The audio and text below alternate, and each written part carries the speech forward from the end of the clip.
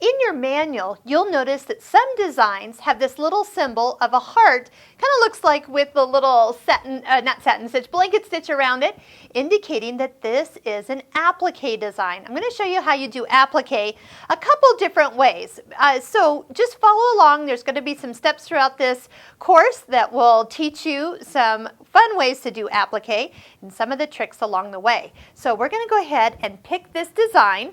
It is from the built-in menu, the third folder over, and it is design number 10. So we'll just go ahead and use it at its full size, and we want to go ahead and check how big this is going to be on our fabric. So we'll go ahead and start by checking how the setup is. So touch the I for information, and then touch check. Now my embroidery hoop is not on just yet, so everything's going to move into position. It'll tell me when to put the hoop on. I always like that about this machine. Sometimes it's nice to not jump ahead. And then here it just wants to confirm that you've put the hoop on and touch the green check mark. Now when we touch check, it's going to move us to this screen and allow us to see the outside corners of this design. Also, if we want to put the needle to the center, we can align this up on a specific point on our fabric. So watch as the needle tracks to the different corners. So if I touch the upper left corner, the needle and foot move up to the highest position that this design will stitch out. Over here to the far right, lower right, and lower left. I always like to go around a design and just make sure that I'm not outside any boundaries or going to get close to another area that I don't want to embroider over, that type of thing. Also, if I put my needle to the center, that's the little circle with the plus in it, and if I'm not exactly where my center of my fabric is, so if I needed to move my design over to the side a little bit, I can do it one of two ways. I can move it just on screen. Nope, I can't move it on screen, but I can do it with the knobs on the side here. As I move it left or right, or up or down, I can move that. And I'm going to just touch the yellow boxes, kind of bring it back to the center of my hoop. If you don't have to move it off the center, go ahead and just leave it as is. All right, so we're going to go ahead and get ready to embroider. Touch the little picture of the needle, and it will get us ready to stitch out the first color of this design. You'll notice the color that's showing at the lower part of the screen. It's kind of a light green, and it shows on the screen where that's actually going to stitch. The needle's even in that area. Sometimes I have been known to even forward through a design by touching the broken thread and then just seeing where that's going to stitch. So I can always go back and kind of see where that is going to be. And then I can just come back to the first stitch. If you ever go up a color and back a color, you're always back at the very first stitch of that color way. And I'm going to go ahead and get this started. This is going to be our applique design, but it's not ready to do applique just yet. We'll touch the green blinking button here. Take a few stitches, it will stop. Take your curved embroidery scissors and trim that out, and then touch the green button again to go ahead and start it. Now, as always, if you want to speed things up, you can touch the little rabbit here. That will always get things going a little bit faster, which makes things go, well, get done.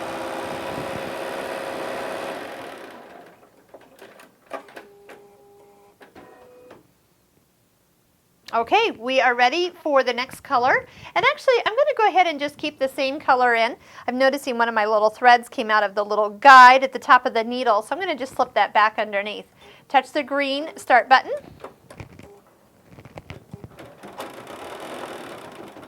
Kind of lost my thread there, but that's okay. I can still get in and trim that out. There might be a little extra thread pulled to the back side, but that'll be easy to trim there too.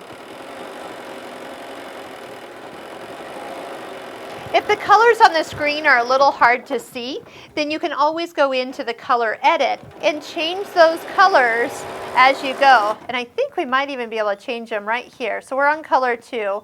And if I wanted to go ahead and see that a little bit darker here, how about in yellow? Now I can really see what is being stitched, because now it's more yellow on my screen.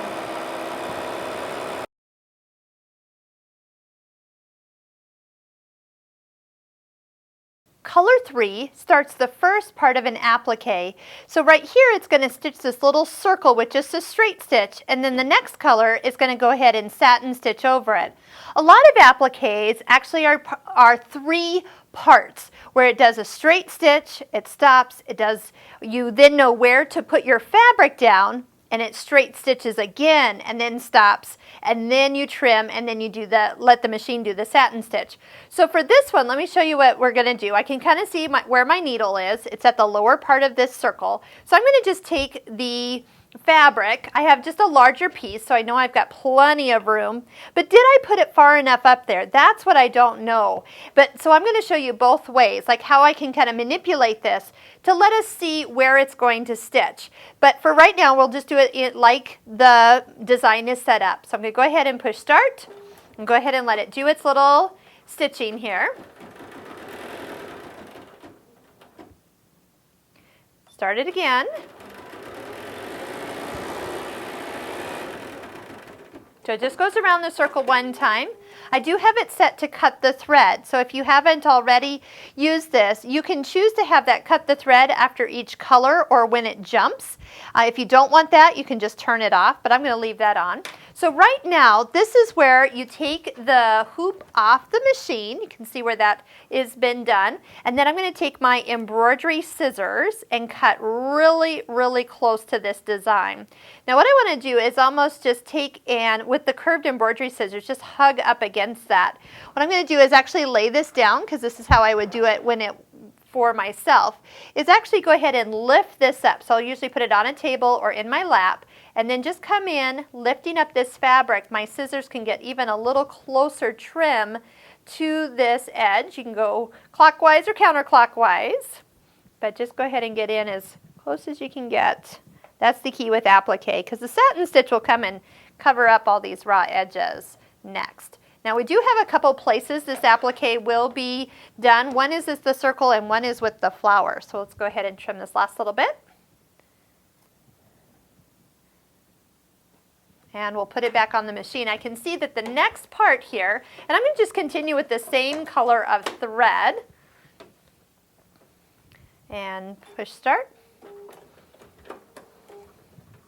As always, it's a good idea to stitch out any design before you put it on an actual project. So for example, I thought this was going to have a satin stitch around it. Come to find out, this is a little bit more of a raw edge applique look. Now I'm not done yet, so I haven't done any trimming or anything, but this did not have a full satin stitch around it, which is okay.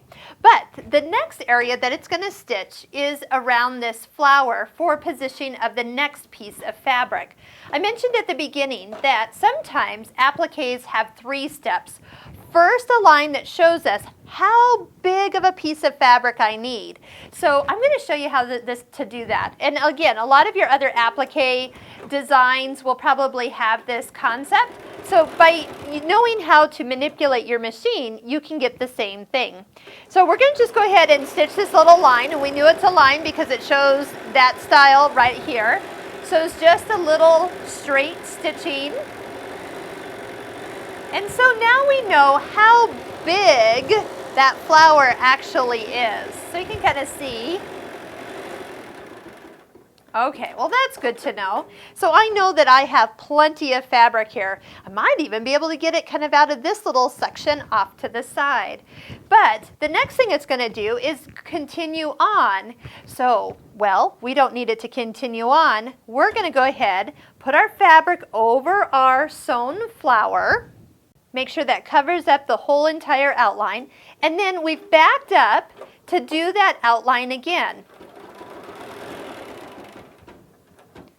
So you're just touching the little arrow to the left on your screen, and then that will show that you're going to stitch this again. So we'll let it stitch the fabric down this time. We'll stop, we'll trim this out, and then we'll continue on with the next color.